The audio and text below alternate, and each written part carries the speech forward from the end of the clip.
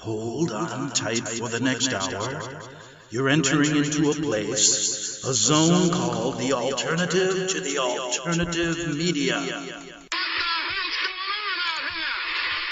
It's a place, a special place where even truth seekers fear to tread. All right, people, let's move like we've got a purpose. Affirmative. Okay, wow. 7.9 earthquake off of the coast of Alaska. Rumbling. Did you feel it anywhere down south? Some people said they felt it as far as Seattle. But anyway, then a tsunami warning was issued. Greg Anthony here on the Investigative Journal. A lot of stuff to cover today. But let's just talk a little bit about this. Tsunami warning was issued while we all were sleeping, 3 or 4 hours. And it was from Alaska down through Southern California. It was extinguished about 4 hours into it. Nothing happened. And there you go. A huge earthquake in that area they keep talking about. So keep an eye on that in the months to come.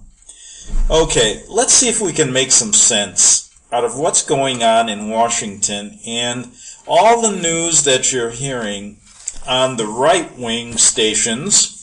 But you're not hearing anything on the left-wing stations, like CNN. You hear it all on Fox. But I find it interesting because we know that they work together.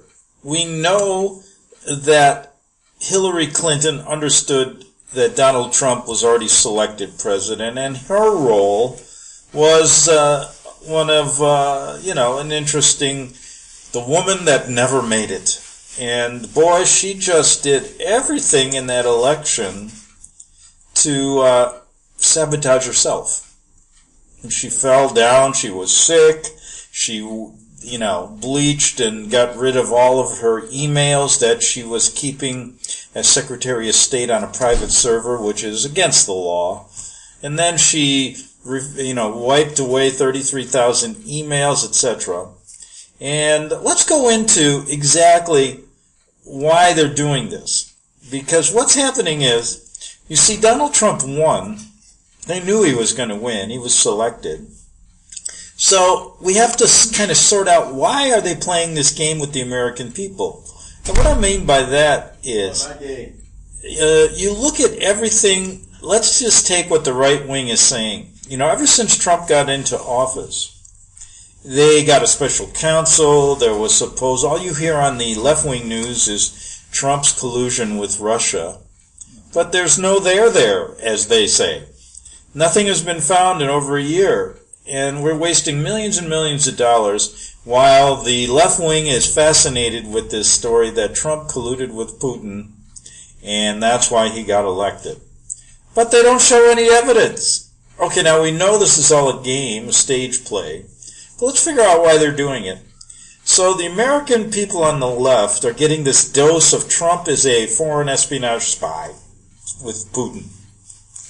And that all people that follow Trump are basically Nazi lovers, or basically want to take over the world again, America first, and then they point out that's what Hitler used to say, Germany first. So we're seeing this chaos going on the left wing. Anything that Trump does, any word he says is, man, they just have a field day with it. And it's basically, you hear comments like, oh, I can smell a Trump supporter in Walmart a mile away. Denigrating the middle class of America.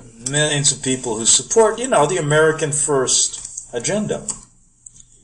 And it's interesting. It's done to divide people. Okay, so on the right wing then, if you listen to Rush Limbaugh, Sean Hannity, people like that, you're hearing what is basically a scandal that makes Watergate look like stealing a candy bar out of the grocery store.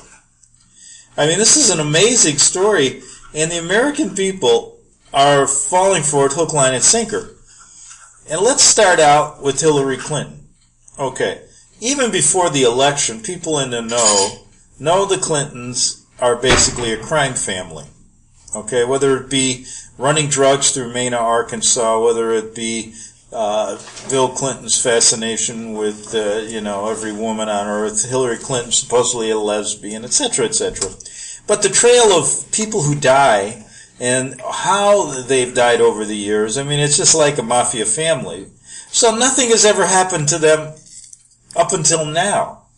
Now, the American people are so brainwashed, they're never going to believe that those two kids. Remember the two kids in Mena, Arkansas, where when Clinton was governor, basically they were running drugs right through an airport in Arkansas, and there were Clinton connections to it.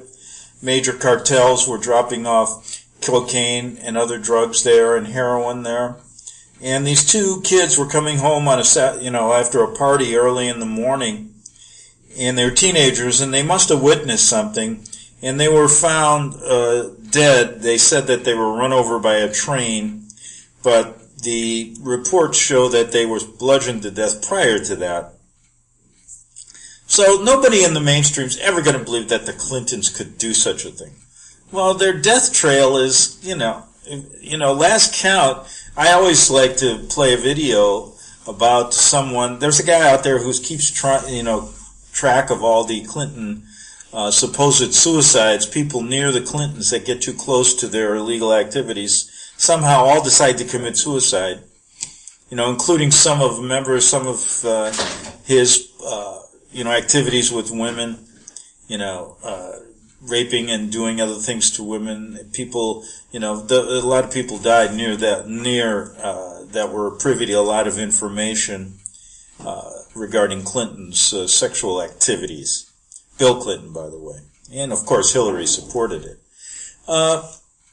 So we know they're a crime family, but now what the American people are hearing is everything from the point that Clinton decided to run for president. So everything else is forgotten, right? And that's one of the reasons they're doing this. They don't want you to really get back into what the Clintons really did. Nothing's going to happen to them anyway. They're in the cabal. They'll never be prosecuted because the Justice Department, the FBI at the high levels is all controlled. And it was so funny. The first I heard on one of the left wing, I think it was on Limbaugh, and Hannity, they said that there's been reports now that there's a secret society within the FBI that had started meeting to make sure that Trump didn't get elected. Well, they didn't do too well. Because, that's a bunch of BS because they already selected Trump. So what we're getting here is this dose of Hillary Clinton, supposedly her wrongdoings when she was Secretary of State, starting there. She took a server, put it in her house in New York somewhere, and a private server, and started communicating sensitive information on her phones, on her laptop, which is out of the purview of the government computers, which is illegal. And she was Secretary of State. And so there in itself, just doing that is a crime. She should have been put in jail, all right? But nothing happened. So what you find out with just the emails is that she got rid of 33,000 emails. She started having friends, break her phones with a hammer. She bleach-bit her computer so that they couldn't be found. And we come now to Hillary Clinton in the election period, when she was running for president. Bill Clinton meets with Loretta Lynch, the Attorney General at the time, so that they could work a fix out that Hillary wouldn't be prosecuted.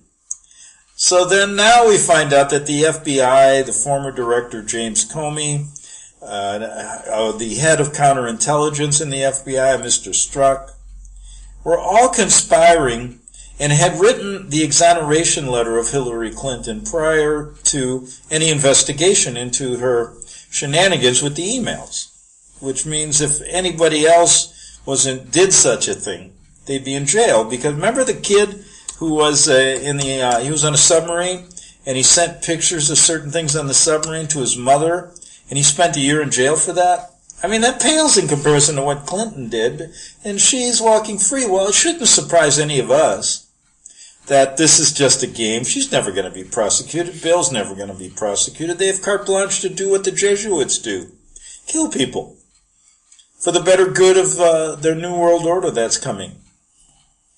So, what the American people now are getting a dose of all of these crimes, but failing to go back to what the Clintons really do. You know. But people think, wow, what is going on? Then it gets even deeper. So we have this collusion with the FBI. We have memos coming out that, that Clinton, the fix was in so that she would never get prosecuted. And these guys, outside of Comey, who was fired by Trump, they're still working at the FBI. And now the Congress is going, we got to bring this memo out. It's going to cause so much problems. People are going to be prosecuted. We'll see. Do you think that Hillary Clinton will ever spend one day in jail? Forget about it. So that's just the tip of the iceberg when you start seeing this scandal, because it grows and grows and grows like weeds in your garden. And there's just tentacles that flow all over the place. Then Hillary Clinton supposedly, well, the fix was in also now with the Democratic Party not giving Bernie Sanders a chance to run for president. You know, the fix was in for Clinton. Seth Rich, a kid who worked for the DNC, supposedly knew information like this, and he was found dead. They said that somebody robbed him and shot him. And this was right before the election. So we have the whole cover-up of the Clinton campaign before she became president, her email scandal. Then, of course, we have this bogus thing going on with Trump now that he colluded with the Russians to keep the left-wing people going crazy, while the right-wing people now are going crazy about Clinton. And she then supposedly hired a British intelligence agent to write a phony dossier about Trump's activities in hotels in Russia, trying to basically clobber him before the election with all this bad information. They paid millions of dollars. So Hillary Clinton's actually colluding with the Russians, okay, to write a phony dossier about Trump, which they found was phony, but they used it to get a FISA warrant to spy on Trump and all his people. Now that's totally, now if we hear what the American people are hearing, that's basically constitutional violations out the nose. I mean, you got Fourth Amendment rights, First Amendment rights, spying on American citizens with a phony warrant, when the FBI agents knew, the same guys we were talking about, Strzok and others, knew this was happening. None of them have been prosecuted. None of them, we got an attorney general in there who's doing nothing. And so it shouldn't surprise you that they're playing this game on both sides. Yes, they're playing this game on both sides to keep the American people occupied. And that, with the American people preoccupied with what's going on with Clinton and Trump, they're now, in the stages of planning new wars, things like that, to move forward their agenda. But it's also geared to show the American people that the government at the highest levels is corrupt and it needs to be changed. And that's just what they want, to change American government into a one-world government. You see now, there was a video, I was watching it about globalism and the secret societies, and there was one comment that struck me. The guy said, well, what's wrong with the one world government? Look at what's going on in our government today. Maybe it'll be better. You see what I mean?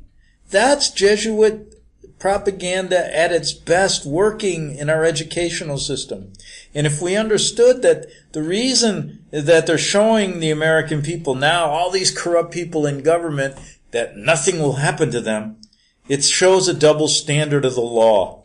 And it shows the breakdown of America to get people so mad that they're going to accept a change with open arms. A one-world government, just like that guy said. Oh, it would be better than the way the American government is today. Yes, that's what they have planned. So I just wanted to go over that with you before we get to, I'm going to play a video today. I like every now and then to go back to Walter Veith. He's very articulate, and there's some good subjects he's talking about today. And I want to go to Walter Veith and talk about Freemasonry and Babylon and all those things. And we'll do that in just a second. Okay, this presentation by Veith is called The Egyptian and Babylon Priesthood. Freemasons, Priesthood of Babylon and Egypt. And I thought it was good because it talks about the Jesuit agenda as well. And we've been doing that the last couple days. So here we go with Walter Veith. The title of tonight's lecture is Hidden Agendas, because that's exactly what this is about. It's about hidden agendas. In the previous lectures, we spoke about the origin of secret societies and how they are controlled.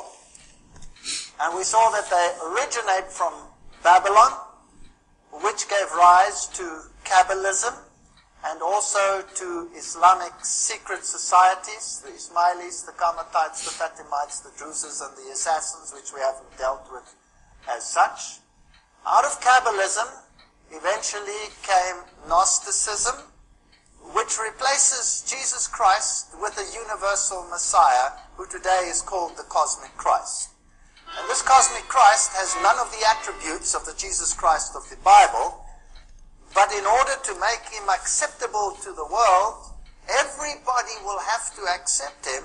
That means Jesus Christ, even amongst Christians, will have to be brought lower to a level of this Cosmic Christ to accommodate all others who want to be his equal.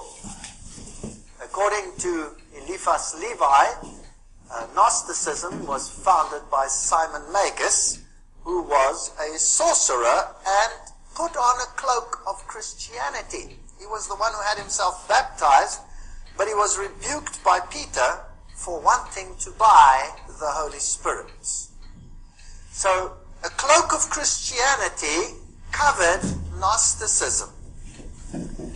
Out of this philosophy, eventually it became formalized, and the Knights Templars, within a large religious system, were the harborers of the ancient philosophy.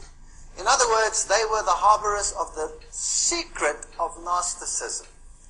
They had very close ties with the Islamic societies, and eventually we saw that the Knights Templars were suppressed by the King of France. Many of them escaped, however, to Spain, where the king in Spain gave them his protection, and they flourished further, and their rites and rituals and degrees were perpetuated in subsequent organizations. So the Templars never really died other than in name. The Templar secret knowledge was kept alive in an inner circle in Rosicrucianism and overseen by the Jesuit order.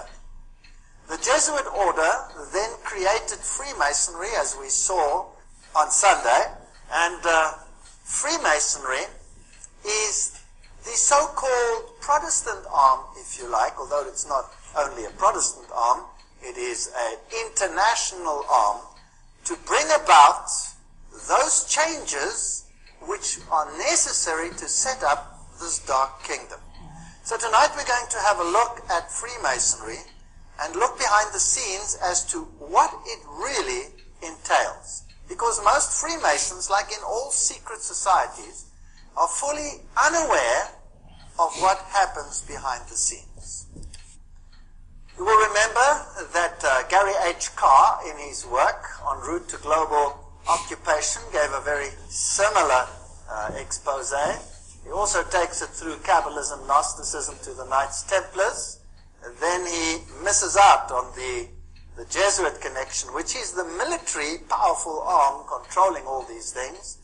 And he has Freemasonry control Marxism, American European secret political societies, international banking elite, and then, scarily, the World Council of Churches. Now, this is not me saying this is this man, and he is no small fish. And theosophical societies, together with many cults, then constitute what is known as the New Age movement.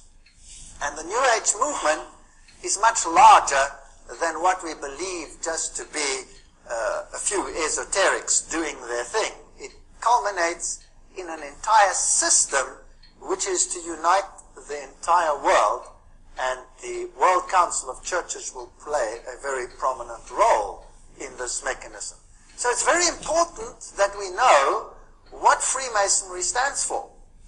The outer shell of Freemasonry proposes to sell whatever religion is prominent in that area. So, for example, if you're living in a Muslim country and you belong to Freemasonry, then the religion that is propagated at the level of the people and at the lower level of Freemasonry will be Islam. If you are living in a Jewish environment, then of course the religion will be Judaism. If you are living in a Christian environment, then the Bible will be the central book in a lodge, and as far as the lower echelon of the members is concerned, Christianity will be the basis for the movement. But in actual fact, if it is controlled by another power inside, then the picture can be totally different. Now, I'm going to quote tonight from the very, very best sources. I'm not going to use any hearsay. I'm not going to use thus said so-and-so and so-and-so about so-and-so through so-and-so. No, we're going to go to the original sources, the very best. The book Morals and Dogma is a book written by Albert Pike. It is considered the central theology of Freemasonry. Only the highest Freemasons receive this book, and upon their death, this book must be returned to the lodge. So this is not something that is readily available. Today, you can go on the internet and you can order Morals and Dogma, but you will never receive the real McCoy. Unless you by chance happen to find someone where a Freemason has died and the book had never been returned, and after a few generations somebody finds it. And some of these copies are actually floating around. And there you can find the original information. In my own case, I have many documents because my father-in-law was very, very high up in these issues, and when he died, I obtained a fair amount of information that would probably not be available to most people. And in my researches for many, many years, I searched for the original documents so that we can have it out of the horse's mouth. So if you feel upset about what I'm saying tonight, remember, I will be saying nothing. I will be quoting. And then you make your own minds up as to whether this is so or whether this is not so. Morals and Dogma, the very highest source in Freemasonry. Page 870. The Templars, like all other secret orders and associations, had two doctrines. One concealed and reserved for the masters, which was Johannism. The other public, which was the Roman Catholic. It's quite straightforward. So there is a doctrine that is being taught to the masses, and the masses are the uninitiated. Marx called them cattle. They are also called catechumens. They are called goyim. They are called all kinds of derogatory names. Now, if the outer shell, the teaching of the Templars to the people, was Catholicism, they also, of course, adopted a very pious garb and pretended this was the crux of their religion. But on the inside... On the inside, we'll get to that in the second half hour of the Investigative Journal. Back in 3 minutes on FirstAmendmentRadio.com.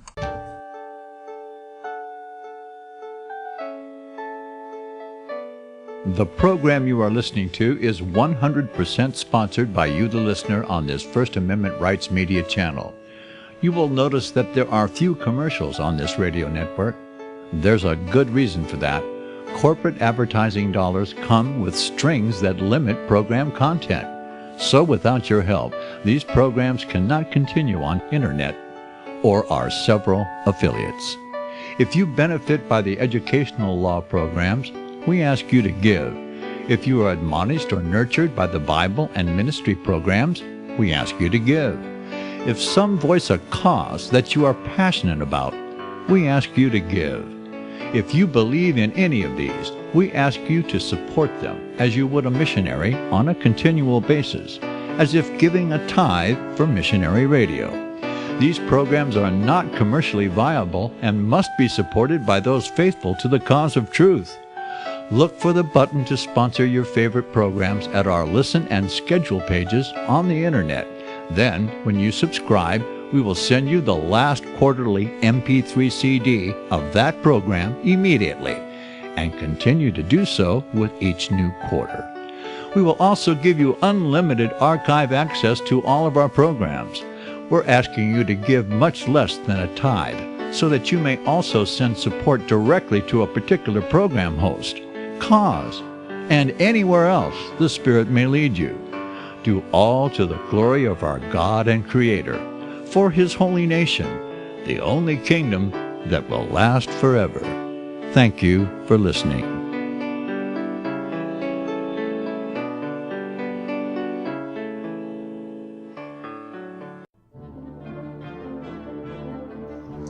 Visit crosstheborder.org, C-R-O-S-S, crosstheborder.org, to get your print, EPUB, or PDF version of Nicholas Arthur's new book titled When the Third Temple is Built.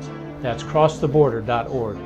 When it comes to prophecy today, much of the evangelical Christian world has their eyes on Israel, waiting and watching to see when the third temple will begin to be built. The plans are drawn. The Jewish people are eager. Most evangelical Christians today believe that the rapture will happen before the third temple is built. Hi, I'm Michael Eugene. I was taught that Daniel's 70th week was in the future. Is that really what the Bible teaches? Have we searched the Scriptures and found this to be true? Why is it so important for a re-established Israel to build a third temple in Jerusalem? Is it necessary to build a temple on the same location already occupied by the Dome of the Rock? Is it necessary for sacrifices to take place in the temple on Temple Mount? Is there really a rapture followed by 7 years of tribulation? What is the New Testament temple? Can we identify history and prophecy? Who is the first beast in Revelation chapter 13? Who are the 7 kings in Revelation 17? I have asked all these questions, and I have found Nicholas Arthur's new book, When the Third Temple is Built, answers all these questions and more using Scripture to interpret Scripture. The Bible says that no prophecy of Scripture is of any private interpretation. Nicholas shows us in his new book, When the Third Temple is Built, how the Bible interprets prophecy and not man's private interpretation. Visit crosstheborder.org, C-R-O-S-S, crosstheborder.org, to get your print, EPUB, or PDF version of Nicholas Arthur's new book titled When the Third Temple is Built. That's crosstheborder.org. The following program is labeled dangerous and off limits by the supreme Jesuit command. But stand tall, people. Listen up, and you may just learn something. Oh, dear Lord Jesus, this ain't happening, man. This can't be happening, man. This isn't happening. Okay, we're back, and we're going over how the Jesuits control Freemasonry and how they use it to further their New World Order agenda. Now, I remember years ago when I talked about this, boy, did I get hammered by a lot of Freemasons. Let's go back and see what Walter Veith has to say about that. Here we go. It's quite straightforward. So there is a doctrine that is being taught to the masses, and the masses are the uninitiated. Marx called them cattle. They are also called catechumens. They are called goyim. They are called all kinds of derogatory names. Now, if the outer shell, the teaching of the Templars to the people, was Catholicism, they also, of course, adopted a very pious garb and pretended this was the crux of their religion. But on the inside, they had another religion. And the order that they ascribe to is Johannism. Now we have many orders of St. John today. Many orders. Well, just think about some of the large organizations. We have cathedrals to St. John, where some very strange things happen, as we will see as we go along over time. We have St. John's Ambulance, for example. You know, we could go on and on and on and on. I don't want to go into too much detail here. All of these are organizations which are philanthropic, seem to be doing a very good thing. They run many, many hospitals. They give huge sums of money to the poor and to children's hospitals, to the crippled people in the world. And being so philanthropic, it is very hard to pin something negative to organizations that appear to do so much good. And this is actually the best cloak into which to clothe something else that should not be discovered. So whenever you see Johannism, supposedly of course, from John the Baptist, then eye it with suspicion. So two doctrines, one to the outside and one to the inside. Morals and Dogma, page 820. The Templars were gravely accused of spitting upon Christ and denying God at their receptions, of gross obscenities, conversations with female devils, and the worship of monstrous idol. Now we discussed that in the previous lecture. The end of the drama is well known, and our Jacques de Molay and his fellows perished in the flames. But, now this is the highest source of Freemasonry. But before his execution, the chief of the doomed order organized and instituted what afterwards came to be called the occult, hermetic, or Scottish Masonry. You cannot get a higher source than this. So according to Albert Pike, Freemasonry continued the legacy of the Templars. In the gloom of his prison, the Grand Master created 4 metropolitan lodges, at Naples for the east, at Edinburgh for the west, at Stockholm for the north, and at Paris for the south. The initials of his name, JBM, found in the same order in the first 3 degrees, are but one of the many internal and cognate proofs that such was the origin of modern Freemasonry. That's from the horse's mouth. So the Templars aren't really dead, but still alive. In fact, in the York Rite, there is a level which is the Templar level. So everything is there. The 32nd degree of Masonry, Sublime Prince of the Royal Secret, that's the highest level of Scottish Freemasonry. There is one higher degree, the 33rd degree, but that is an honorary degree. So the highest level of Freemasonry is the 32nd. Again, Morals and Dogma. The occult science of the ancient Magi was concealed under the shadows of the ancient mysteries. It was imperfectly revealed, or rather disfigured, by the Gnostics. They don't show the whole picture. It was guessed at under the obscurities that covered the pretended crimes of the Templars, and it is found enveloped in enigmas that seem impenetrable in the rites of the highest Masonry. Do you have that? So out of the horse's mouth, the mystery of the ancient Magi and the shadows of the ancient mysteries are present and known to the highest levels of Freemasonry. None of the lower levels know anything about this. They come into the lodge and they think it is a Christian society with, well, at least with Christian flavor, if then a Christian lodge, and that they are a brotherhood for doing good unto others. Well, this is San Salvador. This is in Mallorca, where the Templars, of course, found protection under the Spanish kings. And if you go into the Templar enclave, you will find on the altars of the churches, remember that the Templars were an order of the Roman Catholic Church, like the Jesuits are today, the most powerful order within the church, so they were the most powerful order in the church that controlled not only the military aspects, because they were knights, but they also controlled the financial aspects. And the double-headed eagle was part and parcel of their symbolism. 2 heads. Janus had 2 heads. He looked forwards and he looked backwards. You go into the other churches, you will find them on the altars. There it is above the altar of the churches on Mallorca. Now this is Rosicrucianism. The rose is a symbol of their deity. Now, I really don't get too upset about symbols. If I had to be upset about every symbol, I would have to throw everything out of my house or anything that is manufactured because they all have the symbols on them. We are living in this world, but we don't have to be part of this world. And we can do things whether there's a symbol on or not, because obviously the symbol means nothing. But it's just interesting to know. It's like reading another language. Well, here are some of the occult teachings of Rosicrucianism, where you have the zipherots, the levels that you can attain to. And this is pure Kabbalism. Now you must understand that in the Kabbalah, it is not Yahweh who is the true ruler, it is Lucifer who is the true ruler. But we will come to that as we come later. And the Zipherots are emanations of his appearance.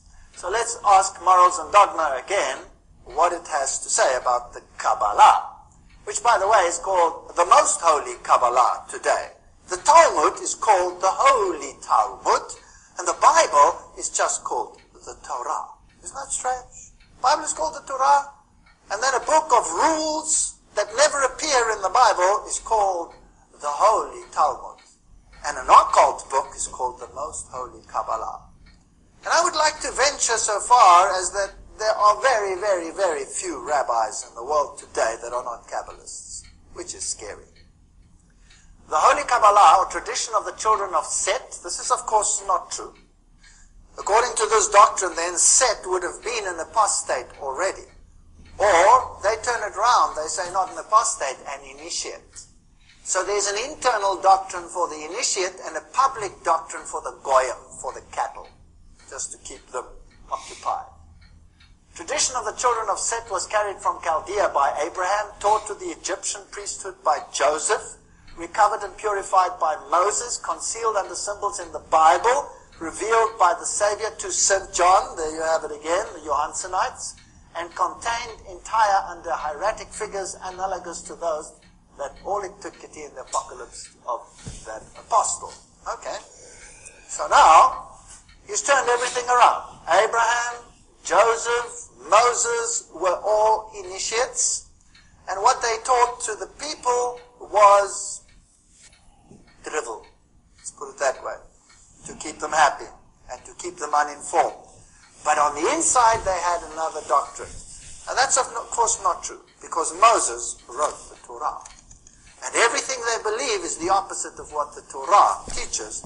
And the Kabbalah, that book, turns the Torah upside down and makes it occult. The three great lights of the lodge are symbols to us of the power, wisdom, and beneficence of the deity. They are also symbols of the first three Sephirots, emanations of this deity, according to the Kabbalah. So the Kabbalah is very, very central in this story. We read on. Every Masonic lodge is a temple of religion, although they are told that it is not a temple of religion. Here, Morals and Dogma says it is a temple of religion. And its teachings are instructions in religion. This is true religion revealed to the ancient patriarchs. Now we've seen that they've turned the ancient patriarchs upside down into occultists in order to sell this to the people, of course. Which Masonry has taught for many centuries and which it will continue to teach as long as time endures. Okay, thank you. Let's ask some questions, and we'll ask Masonry to answer it. And the sources we will use are only the highest Masonic writings. And the Freemasons that will be asked to give answers will be of only the very highest degree. So Albert Mackey, he wrote the Encyclopedia of Freemasonry. You cannot get a better source than that. Most of the best lodges, the greatest lodges, have the Encyclopedia of Freemasonry, and he was a 33-degree Freemason, which means he was an initiate. Is Freemasonry a Christian organization? If Freemasonry were simply a Christian institution, the Jew, the Muslim, the Brahmin, the Buddhist could not conscientiously partake of its illumination. So it's not a Christian institution. So why is the Bible there? It's there as a symbol, as we saw, of the first three sephiroths. Is it Christian? Freemasonry is not Christian, nor a substitute for it. Well, what is it then? Morals and dogma. Rejecting all the wild and useless speculations of the Zendavesta, the Kabbalah, the Gnostics, and the schools of the religion and philosophy of Masonry. You cannot get it plainer than that. So in other words, the Kabbalah is the religion of Masonry. But the Kabbalah is used in such a way that the people believe that what they believe is what's in the Bible. Masonry is a search after light. The search leads us directly back, as you can see, to the Kabbalah. In that ancient, little understood medley of absurdity and philosophy, the initiate will find the source of many doctrines. All truly dogmatic religions, that includes Islam, Buddhism, Hinduism, all of them, have issued from the Kabbalah and returned to it everything scientific and grand and the religious dreams of all the Illuminati, the ones that are illuminated. This is Luciferian language. Jacob Boehmer, Swedenborg, St. Martin and others is borrowed from the Kabbalah. All the Masonic associations owe to it their secrets and their symbols. Straightforward. There can be no doubt about these issues. The true Mason is therefore not creed-bound, cannot say he's a Christian or a Muslim or a Jew. He realizes with the divine illumination of his lodge that as a Mason his religion must be universal. Christ, Buddha or Muhammad, the name means little, for he recognizes only the light and not the bearer. He worships at every shrine, bows before every altar, whether in the temple, mosque or cathedral, realizing with his truer understanding the oneness of all spiritual truth. That's Manly Palmer Hall, the lost keys of Freemasonry. Can you see where World Council of Churches could come in with something like this? Joining all the religions together? Does it start make a little sound, a little ring a bell or whatever? Well, let's continue. 5 points of fellowship, foot to foot, knee to knee, breast to breast, hand to back, mouth to ear. These are identical to those used in the Druidic rite of witchcraft, and very similar to those used in other rites such as the Gardenian Alexandrian rites. Now, Alexandria, that's where the occult knowledge was maintained. It was maintained in Alexandria and in Rome. Everything else in between was destroyed. We'll come to that a little later. There where Christianity flourished, it no longer exists. Islam exists there. And from Alexandria and later from Rome emanated the new religion. Passing a secret name or chant from mouth to ear is ancient magical practice reflected in the Hebrew word Kabbalah. So it's a secret religion. Now, why is the King James Bible on the altar? Masonry has nothing to do with the Bible. It is not founded upon the Bible, for if it were, it would not be Masonry, it would be something else. The Digest of Masonic Law, page 207 to 209. So it's not the Bible. The Bible is there as a what? As a symbol. But what about God and His Son Jesus Christ? Humanity in toto then is the only personal God. Here again we are talking about high Masons revealing their information. Humanity. Have you heard of the Humanist Manifesto and humanism in general? Right, this is a fascinating quote from Morals and Dogma. I read this entire book. It's the most heavy reading I've ever done in my life. I wouldn't suggest anybody reads it. It's such a pain in the neck, but nevertheless. The Bible is an indispensable part of the furniture of a Christian lodge. This isn't the original, this curse. Only because it is the sacred book of the Christian religion. The Hebrew Pentateuch in a Hebrew lodge and the Quran in a Mohammedan one belong on the altar. And one of these, and the square and the compass, properly understood, are the great lights by which a Mason must walk and work. Okay, which one? Which one of the three is the great light? Well, you have three choices. It could be the Bible, it could be the Pentateuch, or it could be the Quran. I won't reveal it to you tonight, but it will get clear which one it is. Masonry teaches that redemption and salvation are both the power and the responsibility of the individual Mason. Saviors like Hiram Abif, they have a ritual where they go through the raising of Hiram Abif, can and do show the way, but men must always follow and demonstrate each for himself his power to save himself. To build his own spiritual fabric in his own time and way, every man in essence is his own Savior and Redeemer, for if he does not save himself, he will not be saved. Alright, now it's getting a little bit clearer. Do we need Jesus Christ in all of this? Not really. The Masonic author Pearson admits the Masonic legend stands by itself, unsupported by history or other than its own traditions, yet we readily recognize in Hiram Abif, this is the one who is symbolically raised from the dead when a Mason in his ritual is called out of the coffin to rise up and receive new life. We recognize Osiris of the Egyptians, the Mithras of the Persian, the Bacchus of the Greek, Dionysius of the fraternity of the Artifice, and Attis of the Phrygians, whose passion, death, and resurrection were celebrated by these people respectively.